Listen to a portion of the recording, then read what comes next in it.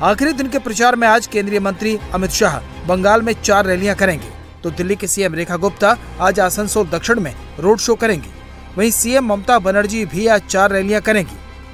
TMC के सांसद अभिषेक बनर्जी आज धुआंधार प्रचार करेंगे। इससे पहले सोमवार को पश्चिमी मेदिनीपुर के गारबेटा में सीएम योगी की रैली में पहुंची भीड़ को देखकर विरोधी दंग रह गए। गारबेटा की सभा में पंडाल में जगह कम पड़ गई तो लोग आसपास की छतों पर चढ़ गए, तो कोई बाउंड्री पर चढ़कर सीएम योगी के भाषण सुनने लगा। आप देखते होंगे बंगाल में ममता दीदी को परेशानी होती है जब कोई जय श्री राम बोलता है, तो राम के नाम पर ममता दीदी ने बैन कर दिया है। दुर्गा पूजा प्रतिबंध, मूर्ति विसर्जन नहीं हो सकता, दुर्गा मूर्ति का विसर्जन नहीं हो सकता, शोभा यात्रा नहीं निकल सकती। यानी बंगाल में वो दुर्गा पूजा को प्रतिबंधित करती है, राम नाम लेने पर वह प्रतिबंध लगाती है, लेकिन सड़कों पर इफ्तार पार्टी करवाती है।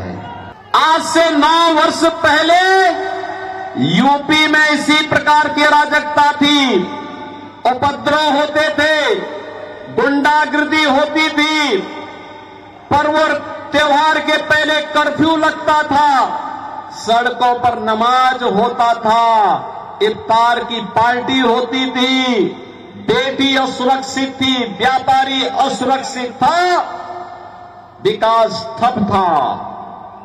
बहनों और भाइयों, यूपी में डबल इंजन की सरकार आई। आज प्रधानमंत्री मोदी जी के मार्गदर्शन में यूपी डबल इंजन की सरकार यूपी के अंदर चल रही है। न कर्फ्यू है, न दंगा है, यूपी में अब सब चंगा है। मेदिनीपुर में सीएम योगी ने टीएमसी पर निशाना साधा तो वीरभूम पहुंचे रक्षा मंत्री ने नानूर और सैंथिया सीटों पर प्रचार किया। सैंथिया में रोड शो करने के बाद राजनाथ सिंह ने आरोप लगाया कि ममता बनर्जी के राज में बंगाल बदहाल हो गया है। वहीं वीरभूम में ही रैली के लिए पहुंची सीएम ममता बनर्जी ने बीजेपी को बंगाल से दिल्ली तक हराने का दावा किया।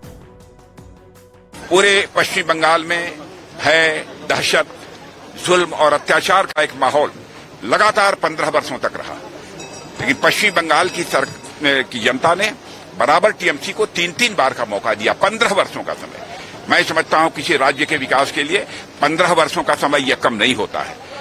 देश में बहुत सारे ऐसे राज्य हैं जिन राज्यों ने केवल 5-8 वर्षों के अंदर ही अपने राज्य का विकास तेजी के साथ किया है। पहले इस पश्चिमी बंगाल का कंट्रीब्यूशन, योगदान, जो देश की अर्थव्यवस्था में जो 10% हुआ करता था, टीएमसी के आने के बाद वो घटकर 5% तक पहुंच गया है। ऐसे हालात हो गए हैं। लोग यहाँ भय और दहशत के माहौल में अपनी किसी तरीके से जिंदगी गुजार रहे हैं। इस बार पश्चिमी बंगाल में भारतीय जनता पार्टी की सरकार बनने जा रही है। क्लियर मेजॉरिटी के साथ हमारी सरकार बनने जा रही है। आगामी दिनों होबे आज के लड़ाईटा बीजेपीर बिरुद्धे। गत 2 दिन आगे लोकसभाয় বিজেপিকে আমরা পরাস্ত করেছি। এবারেও মনে রাখবেন এই 26-এই বাংলা জিতে দিল্লি থেকে বিজেপিকে হটাবো।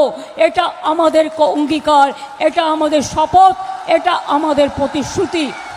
ममता दीदी के निशाने पर बीजेपी और पीएम मोदी हैं। पहले फेज की वोटिंग से पहले बीजेपी ने भी ममता और टीएमसी पर सबसे बड़ा हमला किया।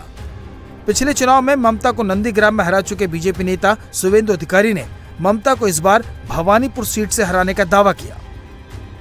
भाजपा आ रहा है, परिवर्तन का आंधी है। मोदी जी का नेतृत्व में एक राष्ट्रवादी डबल इंजन सरकार बन रहा है। आज तक टीएमसी के लिए काम नहीं कर रहे। टीएमसी का दावा जो अभियोग है कि बीजेपी हारने के डर से भाजपा का काम बंद कर रहा है। वो तो नतीजा का दिन पता चल जाएगा, लेकिन टीएमसी चोरी करने का मौका नहीं मिलेगा। टीएमसी को SIR हुआ है, टीएमसी जाने वाला है, सुपड़ा साफ होगा। ममता बनर्जी फिर एक बार मेरा सामने उनको हार स्वीकार करने पड़ेगा। पूरा बंगाल में जो गुंडा और टेरर का राज है, शहर में ये खत्म होने वाला है। ये गुंडाओं को, क्रिमिनल को हम लोग यही बताऊंगा, थाना में आके सरेंडर करो। शहर में का बाद बसाने वाला कोई नहीं रहेगा। ठीक है ना, एकदम क्लियर संदेश है। दीदी के बोलने से थोड़ी ना होगा।